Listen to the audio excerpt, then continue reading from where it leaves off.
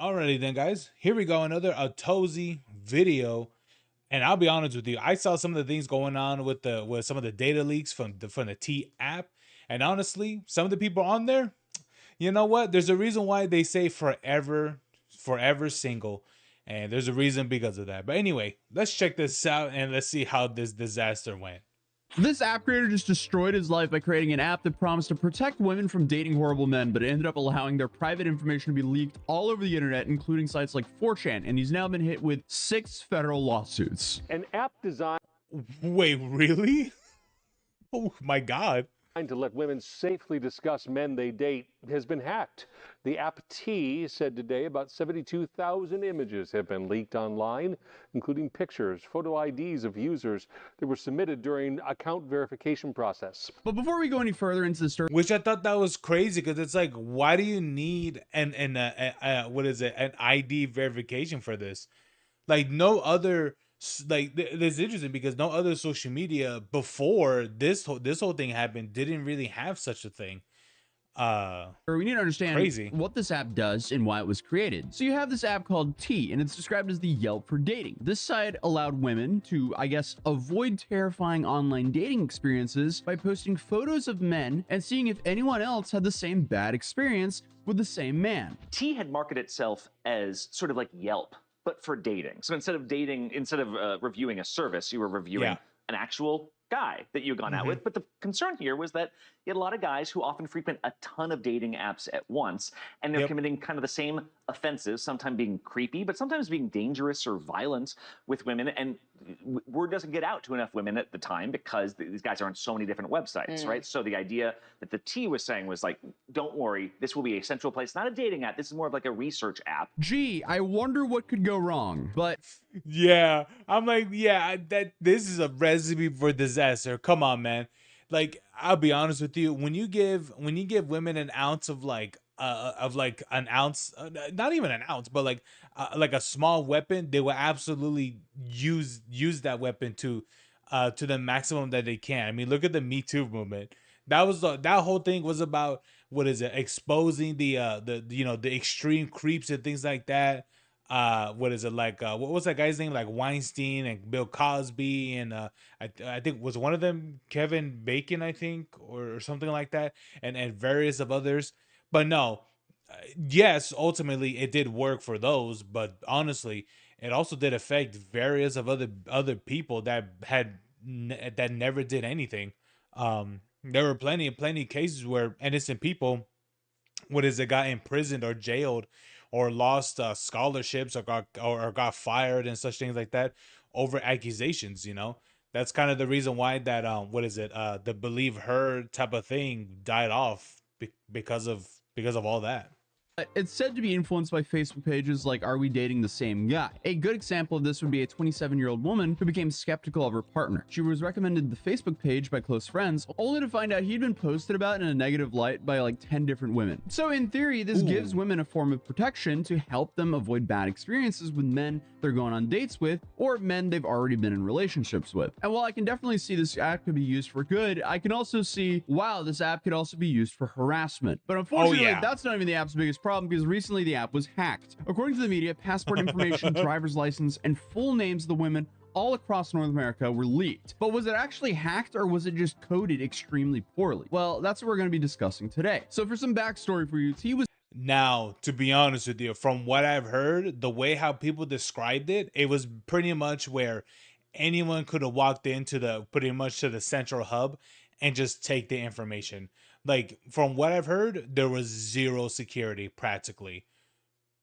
Was founded by Sean Cook in 2023 after he witnessed his mother's terrifying online dating experience. Apparently, she was being catfished over and over again and was unknowingly talking to men with criminal records. So how did this app help with this problem? Well, this app allowed women to post the man's first name, age, location, and other women on the site could share their experiences and share whether the man was a potentially good or bad person, using the terms red flag or green flag. And early users of the app had to verify with a form of KYC, meaning they had to upload a photo of themselves and a ID, so government ID and a selfie of themselves to verify their age and gender. This is because the T app was a woman-only platform. The uploading your identification feature was later removed at the end of 2023 and changed to simply allow you to upload a photo of your face on the app. In their terms of service, they promised that these images would be instantly removed as soon as the verification process finished. Well, Yeah, looks like they lied about that part.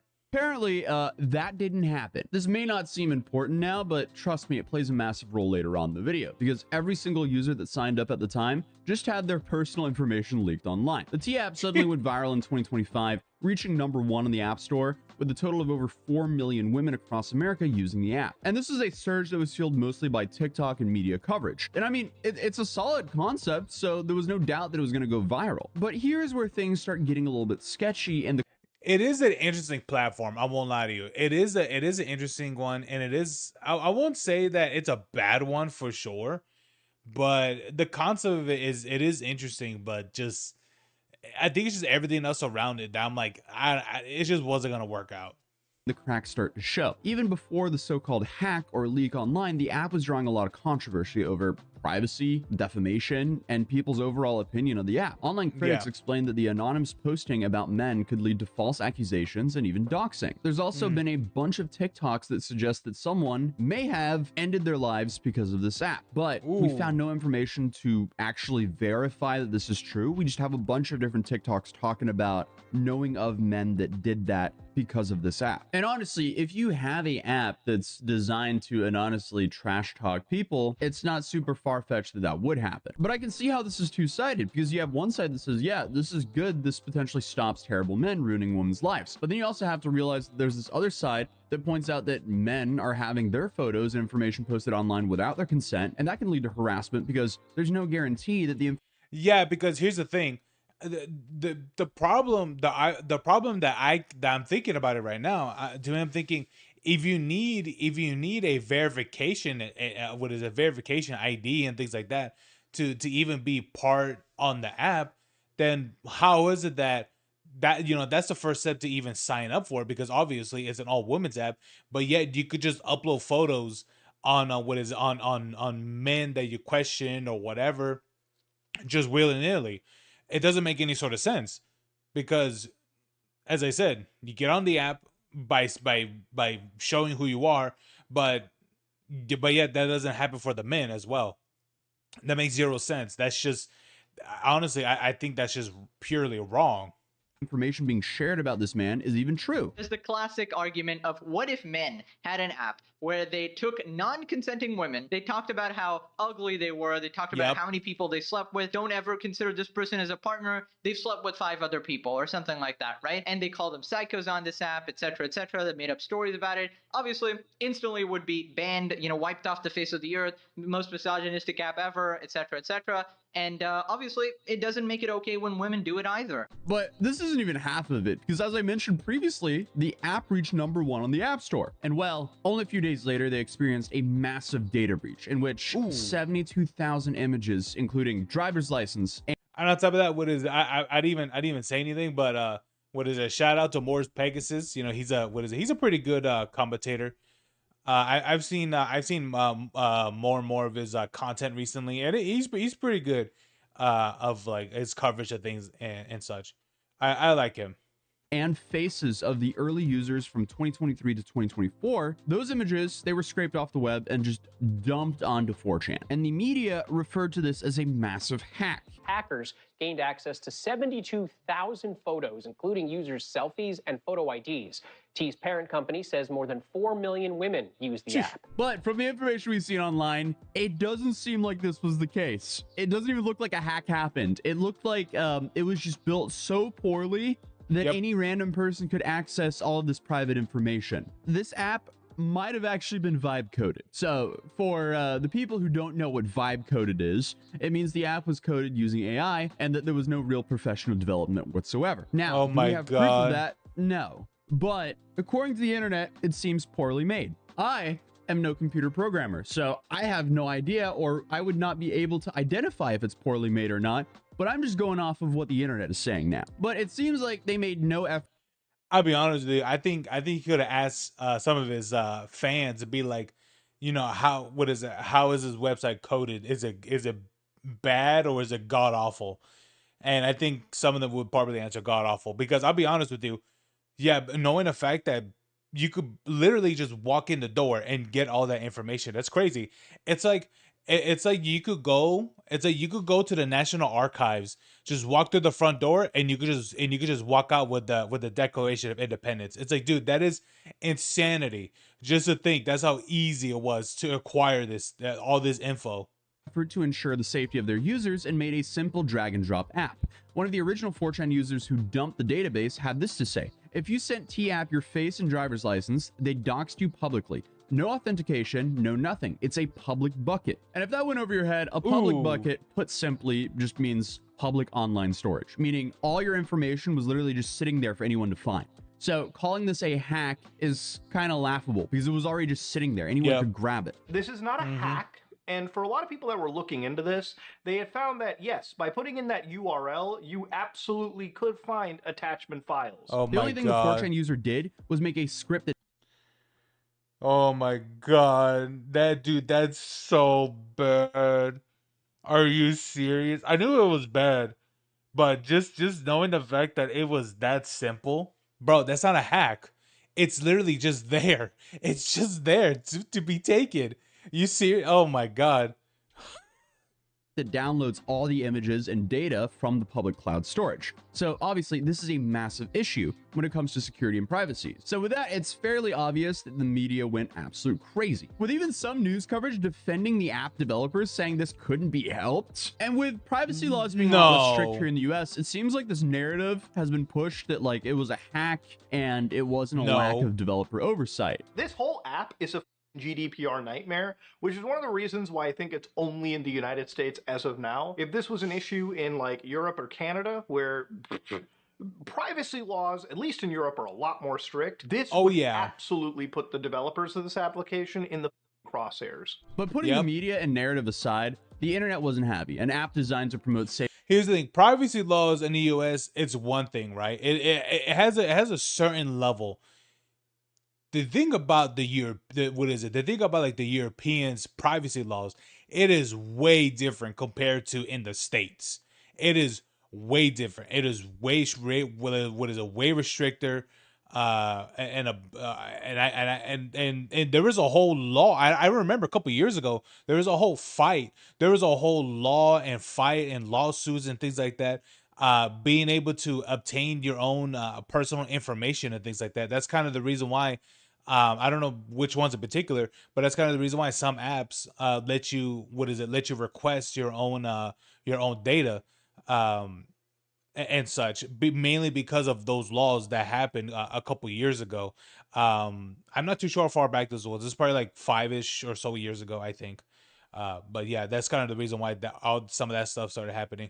Safety for women literally made women unsafe. And what's even more crazy is the information leak could be used to commit various types of identity fraud. People could realistically use this information to sign up to crypto sites, gambling sites, all sorts of stuff to KYC. Like, this is a nightmare, because like a very real worry you have to have if your information was leaked in this, you actually have to worry about people registering and signing up for crypto exchanges and withdrawing money through your name. And of course, to make things even worse, 4chan even went as far to use driver's licenses that have been leaked to create a searchable map, which is just absolutely insane.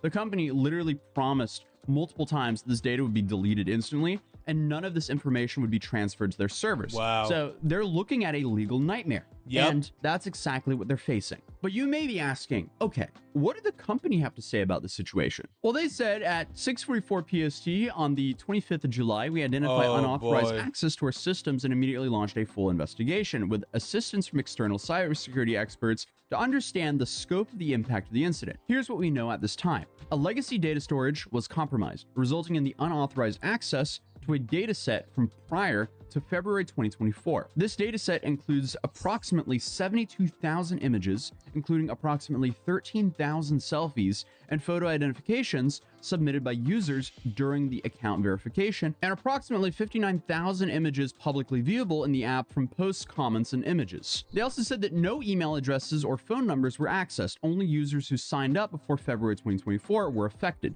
which isn't really helping their public image. No, it's not at all. But hey, you know, I mean, hey, you know what? Good thing they had to put their social, because I'll be honest with you, what is it, emails and phone numbers? Okay, that's one thing, right? But the phone, but your own like ID and things like that out there, ooh, baby, yeah, that's wild. Yeah, yeah, that's crazy right there. But man, it's hey man, be happy this thing didn't require a social, because I mean I'd be way more scared if that happened. Oh, we only leaked about 25,000 of you guys, but I would love to say It's that no this problem. response put all the users' minds at ease, but unfortunately not, because literally just 3 days later, there was a second database breach after a security researcher discovered a vulnerability allowing access to over 1 million direct messages. Oh Meaning this my whole, God. oh, this was just an old database we forgot to delete, that narrative is completely gone now. But the most recent update to all this is the T-app. Oh my God, 1.1 million messages. Oh my God. Wait. This is also can these also retain like images and things like that from, what is it, from those messages? I'm pretty sure yes. Oh my God. Oh my God. Doesn't have one, but 6 pending class action lawsuits filed against them, meaning they could be facing massive financial liabilities with this and their current public image. So things are not looking good for the T-app. So where does this leave us? Well, the T-app is still partially online. I can imagine its user base is still growing due to the media attention, and realistically, if they can fix their core issues and overcome these legal problems, I'm sure the app will continue to thrive. But no. Are you serious? That app is still online? I thought they would have taken down the app or shut off its services or something. Oh my God. Yeah, they're oh my God. I'll be honest with you. No, I'm good. No. I'm good. After such a disaster like that, I'm good, man. You know, it's like I could never understand why there's some people that still go with Sony with their shit. I'm like, dude, Sony gets like data breach hacked like almost like every 6 months. Like, what are you talking about? Why do people so sign up to their shit? And various others too. I'm like, oh my God, I personally don't get it. it seems like this app might be causing more trouble than it's even worth for the owner. Because not only do you have the data breach happenings to worry about, but you also have to worry about, you know, running an anonymous app that's kind of designed to trash talk people. So that can be a slippery slope as well. Overall, this one is just kind of a tough one to unpack because the app's purpose in general is pretty subjective. But hey, what do you guys think about this entire situation? Let me know in the comments down below. Since we've just been talking about online dating, you might also enjoy this other one we talked about where it was some online dating action between a guy and an AI Jennifer Aniston, which ended up scamming him, naturally. But it's still a wild story you can check out here. If you're new, oh my God, here, feel free to subscribe, drop a like on this video, and I'll see you guys tomorrow. Honestly, this guy was scammed by a deep fake of Jennifer Aniston. Oh my God, dude, bro.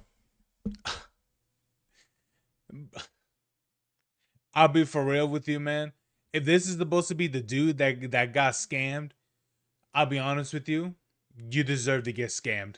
I won't be for real with you. Not to be an asshole or anything like that, but you deserve it. You really believed it's gonna get this, bro? Wow. Anyway, there it is, man. There's Atozy. But anyway, yeah, man. I'm surprised the T app is still functioning and still operational. I'll be honest with you. After all that shit, I would have been gone. I would have been like, nope. Shutting down everything, file for bankruptcy, all that stuff. I don't know. Hey, man. But you know what? I'll say this much. The people who made this app really, really believe in it. So maybe, I could give them, I could give them some props to be honest, I can give them some props saying that they truly, truly believe in their word, because they really want this app to grow and to really, really benefit the people on the platform and stuff. So I could give them that for not just abandoning ship, because holy crap, that whole thing, it's a complete PR disaster. I don't know how anybody can trust it, but hey, I guess some people are willing to trust the app. But even with all that there, so there it is, guys. There it is. But anyway, thank you so much for watching. Leave a like, subscribe, check out Atozy. But anyway, see you guys next time. Peace.